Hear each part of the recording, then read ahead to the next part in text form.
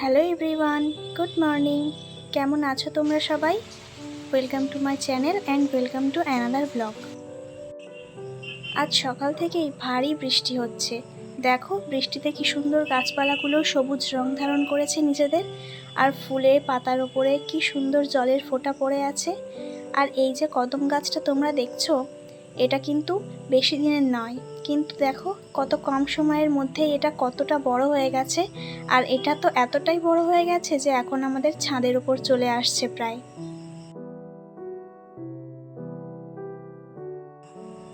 এখন তো মাঝে মাঝেই বৃষ্টির দেখা মিলছে, কিন্তু মাঝে মাঝে যে গরমটা পড়ছে সেটাও কিন্তু সহ্য করার মতন নয়।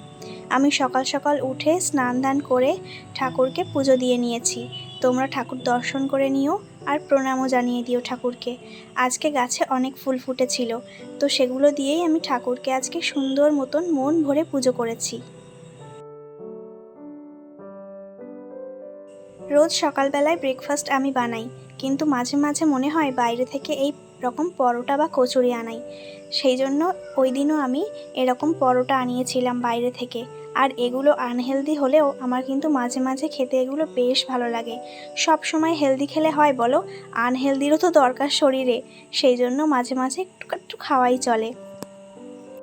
এই পরোটার সঙ্গে যে তরকারিটা দেয় ডাল আর আলুর কম্বিনেশনে, সেটা আমার খেতে কিন্তু বেশ ভালো লাগে। আমি বাড়িতে যতই চেষ্টা করি ওই রকম তরকারি বানানোর, কিন্তু আমি বারবার সেটাতে ফেল হয়ে যাই। যাই হোক, চেষ্টা তো আমি করেই যাব যতদিন না ওই রকম তরকারি আমি বাড়িতে বানাতে পারছি। আজকে এই ব্রেকফাস্টটা তো আমার ফেভারিট ব্রেকফাস্ট। আচ্ছা, তোমরা ব্রেকফাস্টে খেতে কি প্রেফার করো? নাকি তোমরাও আমার মতন মাঝে মাঝে আনহেলদি পথে যাও? তোমরা কিন্তু অবশ্যই কমেন্ট বক্সে আমাকে জানাবে। এই তরকারিটা মিষ্টি মিষ্টি ঝাল ঝাল হয়। আর সব থেকে তো ভালো লাগে যেটা আনা হয় মিষ্টির দোকান থেকে। ওর কচুরিগুলোও সুন্দর, আর তরকারিটা তো আরও সুন্দর।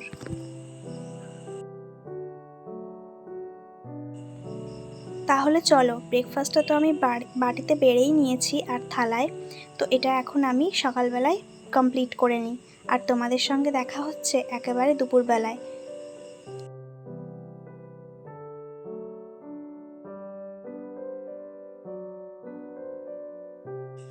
আজ বাজার থেকে এই মাছগুলো আনা হয়েছে।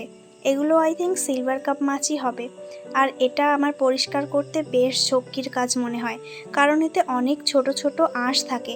সেগুলো তুলতে আমার অনেকটা সময় লেগে যায় আর হাতে ব্যথাও হয়ে যায়। কিন্তু কি করব, মাছ তো ভালো করে পরিষ্কার না করলে হয় না। ওই জন্য আমি একটা একটা করে ভালো করে পরিষ্কার করে রাখলাম। যে কটা রান্না হবে আজকে সে কটা তো রান্না হবেই, আর যেগুলো রান্না হবে না সেগুলো আমি ফ্রিজে সুন্দরভাবে স্টোর করে রাখবো পরবর্তী সময়ের জন্য। তাহলে চলো, ভাতটাও বসিয়ে নিই এই ফাঁকে। চালটা ধুয়ে ভাতে জল দিয়ে দিলাম, মানে চালের ওপর জল দিয়ে দিলাম। আর আমি যেটা রোজ সিদ্ধ দিই আর কি, পেঁপে আর কুমড়ো, তো সেটাও সিদ্ধ দিয়ে দিলাম।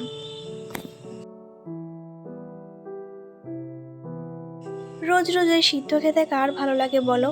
কিন্তু আমার খেতে হয় আর কি, কারণ আমার মায়ের কড়া নির্দেশ যে রোজ পেঁপে আর কুমড়ো বা ভেন্ডি বা কিছু একটা সিদ্ধ অন্তত আমাকে খেতেই হবে। সব সময় তেল ঝালের খাবার খেলে হবে না।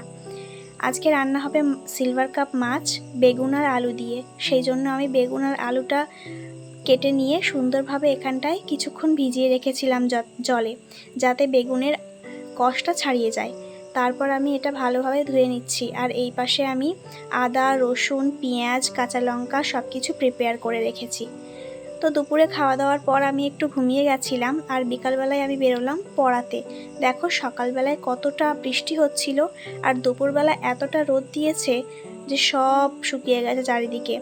এখন পড়াতে যাচ্ছি, কি করা যাবে, এখন আবার রৌদ্র উঠেছে, বোঝো কাণ্ড। আমাদের এই রাস্তাটাতে একটু বৃষ্টি হলেই জল জমে যায়, কিন্তু কি আর করা যাবে। আমি পড়াতে গিয়ে দেখলাম আমার স্টুডেন্ট এই যে সুন্দর সুন্দর ক্লে দিয়ে জগন্নাথ দেব আর সুভদ্রা আর বলরাম তৈরি করেছে। দেখো কি কিউট হয়েছে এগুলো। আমাকেও প্রত্যেকটা জিনিস হাতে হাতে করে দেখাচ্ছিল যে দিদি এইটা বানিয়েছি এইটা বানিয়েছি। তো এগুলো তো দেখতে খুব কিউট লাগছিল আমার, ছোট ছোট কি সুন্দর দেখো বানিয়েছে ও। আর এগুলো বানাতেও অনেকটা পেশেন্সেরও দরকার হয়, আর আই থিঙ্ক যেটা ওর আছে। আর এটা আমাকে হাতে দিয়ে বলছিল এটা তোমার জন্য ফল, বাড়ি গিয়ে খেও কেটে। আর এই যে আমার স্টুডেন্ট, দেখো কি কিউট কিউট জিনিস যে বানায় মাঝে মাঝে, আর আমাকে আর সেগুলো দেখায়, আমি গেলে ওগুলো আমার সাথে শেয়ারও করে যে দিদি এটা বানিয়েছি এটা বানিয়েছি। এগুলো তো আমার ভীষণ কিউট লেগেছিল। তো আমি ওকে বললাম যেখানকার জিনিস সেখানে আবার সুন্দরভাবে সাজিয়ে রাখো। বাড়িতে চলে এসেছি, আর আমি একটা আমার জন্য কুলফি মালাই এর একটা আইসক্রিম নিয়ে এসেছি। এই ফ্লেভার, মানে ফ্লেভার কেন বলছি, এই আইসক্রিমটা আমি ফার্স্ট টাইম ট্রাই করছি কুলফি মালাইয়ের এইটা। তো এটা কিন্তু আমার খেতে বেশ ইয়াম্মি লেগেছিলো, তোমরা ট্রাই করতে পারো। 30 টাকা দাম নিয়েছিল এটার, মানে যিনি দোকানদার উনিই আমাকে সাজেস্ট করেছিল, বলল যে এটা খেয়ে দেখো, এটা বেশ খেতে ভালো লাগবে। তো সত্যি ওনার কথায় আমি নিয়ে ঠকিনি, জিনিসটা বেশ ভালো লাগছিল খেতে।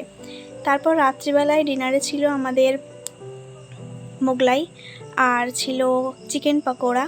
তো এটা যেহেতু আমরা 8:30 9টা নাগাদ খেয়েছিলাম, ওই জন্য রাত্রে আর তেমন কিছুই খাইনি।